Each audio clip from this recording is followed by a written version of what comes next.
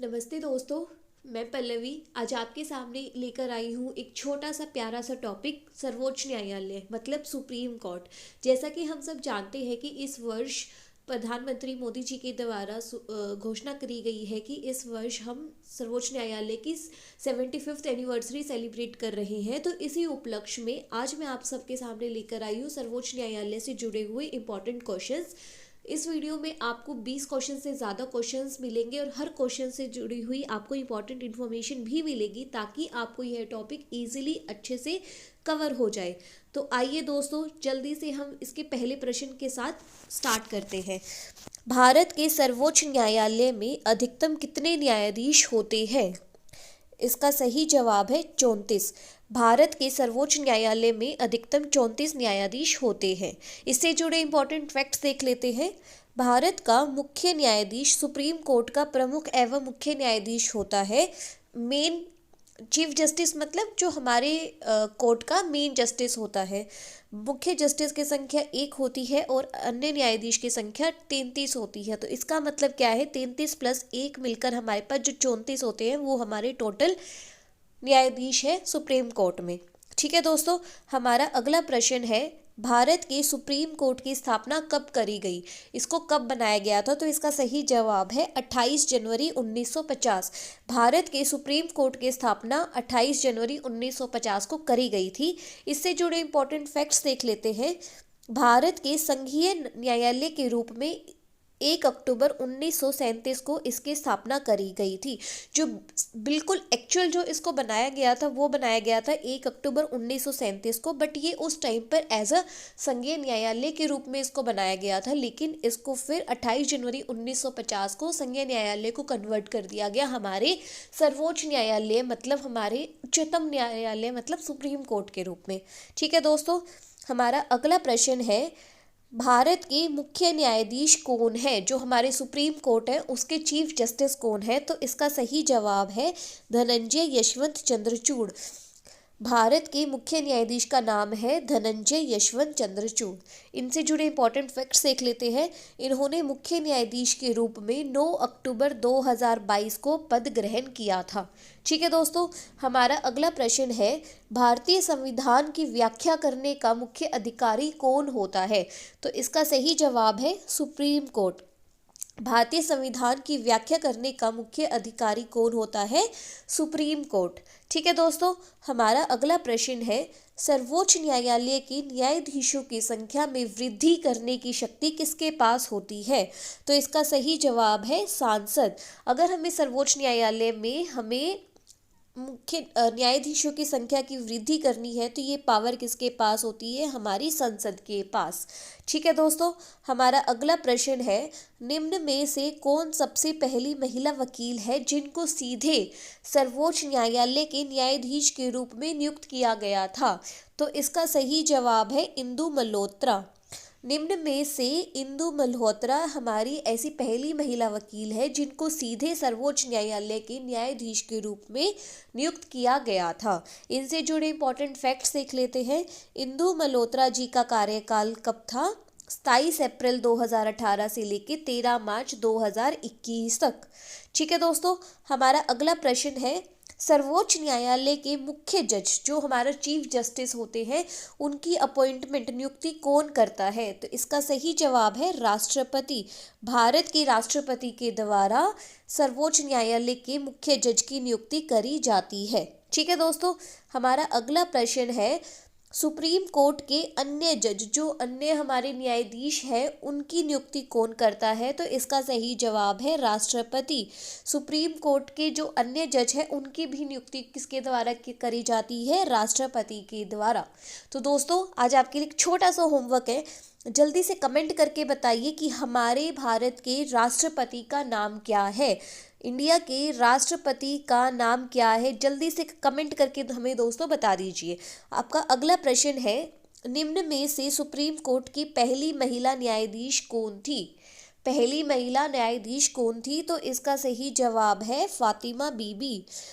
फातिमा बीबी supreme court की पहली महिला न्यायाधीश थी और इनका कार्यकाल क्या था, 6 अक्टूबर 1989 से लेकर 1992 तक का इनका हमारे पास ड्यूरेशन रही थी, इनका कार्यकाल रहा था, टेन्योर रहा था।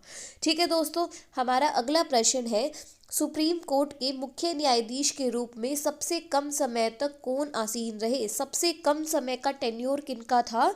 तो सही जवाब है कमल नारायण सिंह। सुप्रीम कोर्ट के मुख्य न्यायाधीश के रूप में कमल नारायण सिंह जी का टेन्योर सबसे कम रहा है। इनसे जुड़े इंपॉर्टेंट फैक्ट्स देख लेते हैं।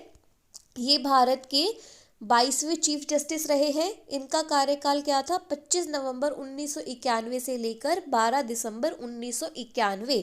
इनका कार्यकाल मात्र 17 दिन का था। ये सिर्फ और सिर्फ 17 दिन के लिए ही चीफ जस्टिस की पोस्ट पर रहे थे। ठीक है दोस्तों, हमारा अगला प्रश्न है, सुप्रीम कोर्ट के मुख्य न्यायाधीश के पद पर सबसे ज़्यादा समय तक कौन रहा था? सबसे कम समय पर कौन थे? कमल सिंह नारायण। सबसे ज़्यादा समय के लिए कौन थे? तो इसका सही जवाब है हमारे पास वाई.वी. चंद्रचूड़। सुप्रीम कोर्ट के मुख्य न्यायाधीश के पद पर सबसे ज़्यादा समय तक वाई.वी. चंद्रचूड़ जी रहे थे। तो इससे जुड़ी इंपॉर्टेंट फैक्ट्स देख लेते हैं। इनका जो कार्यकाल था वो 22 फरवरी 1978 से लेकर 11 जुलाई 1985 तक रहा था और इन्होंने 7 वर्ष से ज़्यादा का टेन्योर पीरियड अपना पूरा किया था। ठीक है दोस्तों, हमारा अगला क्वेश्चन है, भारत की पहली चीफ जस्टिस कौन थे? भारत के पहले चीफ जस्टिस मतलब जो सुप्रीम कोर्ट के पहले मुख्य न्यायाधीश कौन थे? तो इनका नाम है हमारे पास एच डी कानिया। भारत के पहले चीफ जस्टिस कौन थे? एच.डी. कानिया।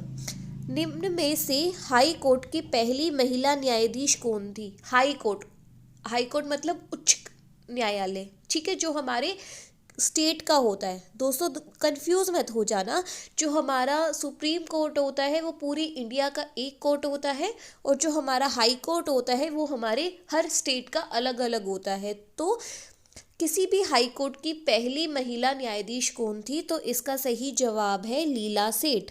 ठीक है दोस्तों, इससे जुड़े इंपॉर्टेंट फैक्ट्स देख लेते हैं।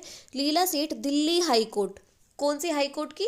दिल्ली हाई कोर्ट में पहली महिला न्यायाधीश के रूप में वर्ष 1978 में नियुक्त करी गई थी। कब बनी थी? 1978 में बनी थी, पहली महिला न्यायाधीश बनी थी। किस हाई कोर्ट में पहली महिला न्यायाधीश बनी थी? दिल्ली हाई कोर्ट में। ठीक है, कौन बनी थी? लीला सेठ। बहुत ही ज़्यादा इंपॉर्टेंट क्वेश्चन है। एक ही क्वेश्चन से हमने 4-5 क्वेश्चंस को कवर कर लिया है, तो दोस्तों इस क्वेश्चन को अच्छे से नोट डाउन कर लेना।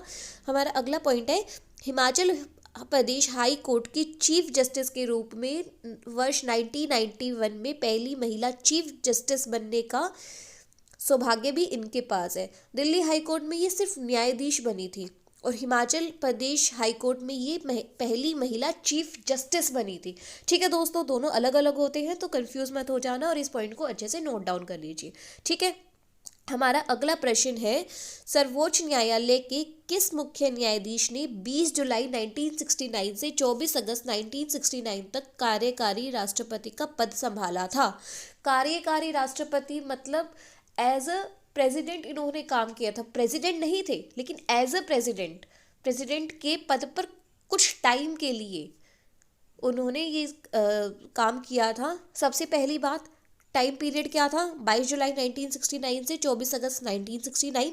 कौन गया था? सर्वोच्च न्यायालय के मुख्य न्यायाधीश। ठीक है दोस्तों, इसका सही जवाब है एच.एम. हिदायतुल्ला। एच.एम. हिदायतुल्ला ने टाइम पीरियड क्या था? 20 जुलाई 1969 से 24 अगस्त 1969 तक एज ए कार्यकारी राष्ट्रपति का पद संभाला था। ठीक है दोस्तों, हमारा अगला प्रश्न है, जब राष्ट्रपति एवं उपराष्ट्रपति का पद खाली हो तो भारत के राष्ट्रपति के पद पर कौन नियुक्त किया जाता है? तो इसका सही जवाब है भारत का मुख्य न्यायाधीश।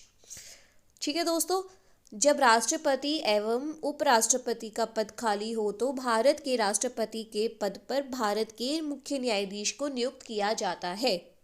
ठीक है, जो कौन बने थे? एच.एम. हिदायतुल्ला बने थे। कब बने थे? 20 जुलाई 1969 से 24 अगस्त 1969 तक। ठीक है दोस्तों, हमारा अगला टॉपिक है सुप्रीम कोर्ट के न्यायाधीश की सेवानिवृत्ति की आयु कितनी होती है? सेवानिवृत्ति क्या होती है? रिटायरमेंट। हमारी सुप्रीम कोर्ट के रिटायरमेंट की एज क्या है? 65। ठीक है दोस्तों, हमारा अगला प्रश्न है, निम्न में से किसके अंतर्गत भारत में सर्वप्रथम सुप्रीम कोर्ट की स्थापना करी गई थी? तो इसका सही जवाब है रेगुलेटिंग अधिनियम 1773 के अंडर हमने हमारी सुप्रीम कोर्ट की स्थापना करी थी। हमारा अगला प्रश्न है, मूल रूप से संविधान में सुप्रीम कोर्ट में मुख्य न्यायाधीश के अतिरिक्त कितने न्यायाधीश की व्यवस्था थी? जब हमारा सुप्रीम कोर्ट बना था उस टाइम पे हमारे अकॉर्डिंग टू हमारे कॉन्स्टिट्यूशन कितने न्यायाधीश थे मुख्य न्यायाधीश के अलावा? तो हमारा सही जवाब है 7। टोटल 8 थे। 8 में कौन होते हैं? एक हमारे पास चीफ जस्टिस हो जाएंगे और हमारे 7 क्या हो जाएंगे? अन्य न्यायाधीश हो जाएंगे। ठीक है दोस्तों, हमारा अगला प्रश्न है, इस वर्ष हमारे प्रधानमंत्री नरेंद्र मोदी जी के द्वारा निम्न में से कौन सा डिजिटल प्लेटफॉर्म लॉन्च किया गया है? हमें पता है कि इस वर्ष हम सुप्रीम कोर्ट की 75th एनिवर्सरी मना रहे हैं, तो इसी उपलक्ष्य में हमारे प्राइम मिनिस्टर नरेंद्र मोदी जी के द्वारा डिजिटल प्लेटफॉर्म लॉन्च किया गया है। तो उसका नाम क्या है? उपरोक्त 1 एवं 2 यानी डिजिटल सुप्रीम कोर्ट रिपोर्ट्स एवं डिजिटल कोर्ट 2.0 नामक हमारे पास 2 डिजिटल प्लेटफॉर्म को लॉन्च किया है। किसने? हमारे पीएम नरेंद्र मोदी जी ने। ठीक है दोस्तों, हमारा अगला प्रश्न है, इस वर्ष भारत के द्वारा सर्वोच्च न्यायालय की कौन सी जुबली मनाई जा रही है? तो सही जवाब है डायमंड। 75th है तो 75th मतलब डायमंड। ठीक है दोस्तों, वही कि इस वर्ष सर्वोच्च न्यायालय की 75th वर्षगांठ मनाई जा रही है। अगर दोस्तों आपको ये वीडियो पसंद आई हो तो प्लीज़ इस वीडियो को लाइक, शेयर एंड कमेंट करना ना भूलें। और अगर आपने अभी तक हमारे चैनल को सब्सक्राइब नहीं किया है तो प्लीज़ इस चैनल को सब्सक्राइब कर दीजिए।